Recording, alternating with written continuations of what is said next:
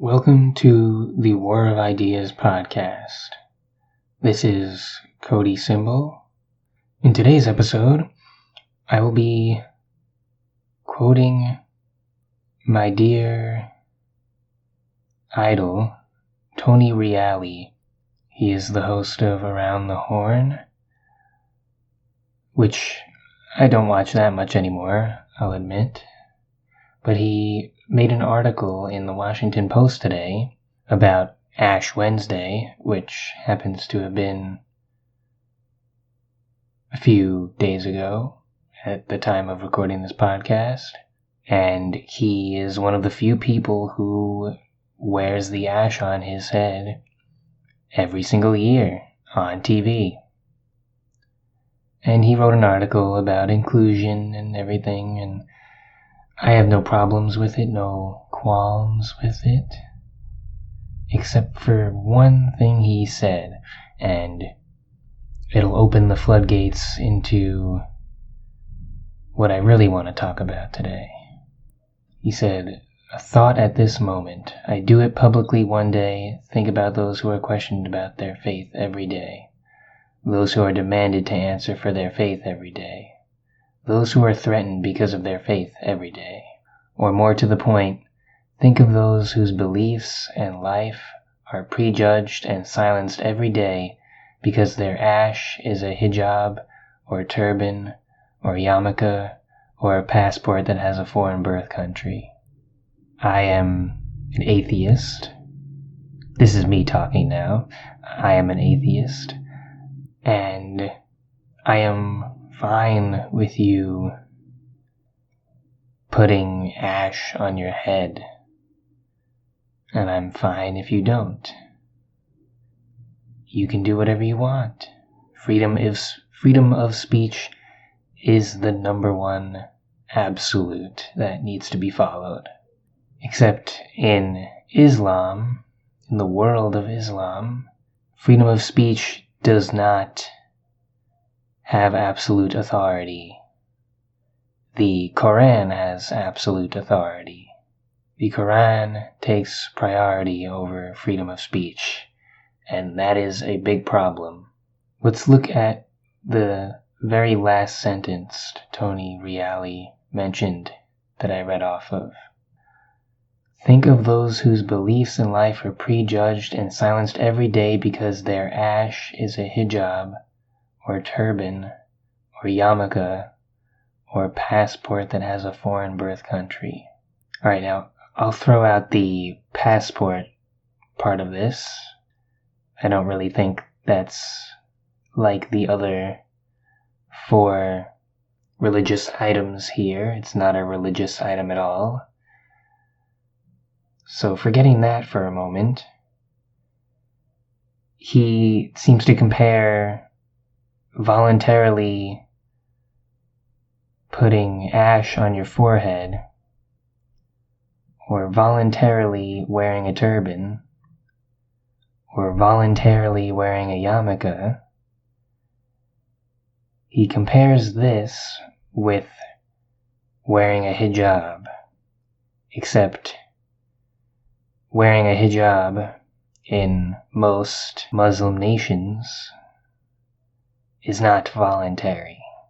There are some women who, if given the choice, would definitely wear it. I'm sure more than 50% of them would choose to wear it anyway. But that number doesn't matter. What matters is that it's mandatory. A hijab is not the same thing as a Jewish kid wearing a yarmulke. Because if a Jewish kid doesn't want to wear his yarmulke, his parents are not going to physically abuse him until he does, or, worst case scenario, torture him and then kill him. If you don't wear ash on your forehead on Ash Wednesday once per year, by the way, you don't have to do this every day, but if it was required for you to do so every day, and if you didn't do it every day, you would get taken out into public and given lashes or be stoned to death in a street, if that were the case, then you could compare putting ash on your forehead to wearing a hijab every single day. And until that is true, I would never compare those two things. I would never compare any religious headwear or body wear with the hijab unless it is mandatory to wear. So I have a major problem with grouping those religious items together. It's important that we do blame terrorism on religion, not on something else. Because if you're blaming it on something else, what else are you going to blame it on?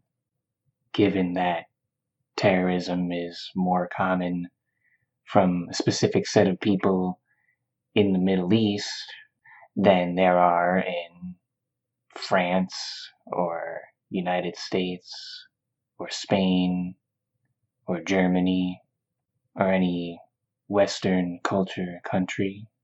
So if you're not going to blame it on religion, what do you blame it on? Do you think being brown and being born in the Middle East is what makes you more likely to be a terrorist? Because a lot of people would call you a racist or a bigot then. The skin color is not the thing that changes these people's minds into wanting to murder people who don't follow their religion, or wanting to murder people who are homosexuals. See, it's actually the least bigoted thing you can do by blaming terrorism on religion. And it's also correct to do so. I'm a bigot against bad ideas.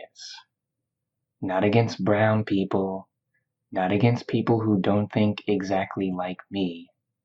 But if your thinking is different by such a wide margin in the murdering department, or when it's okay to murder people, and you think that killing apostates is a good idea, then yeah, I'm going to be bigoted against your ideas, against the thoughts that come into your head, and I'm not going to want you anywhere near me or the people I care about. This is obvious. It's the ideas in the Quran that are brainwashing these people.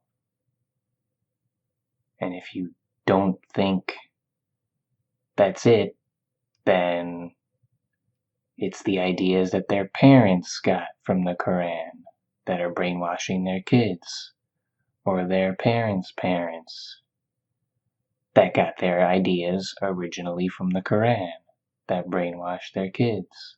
Certain religious texts are full of bad ideas. These ideas are not compatible with Western values.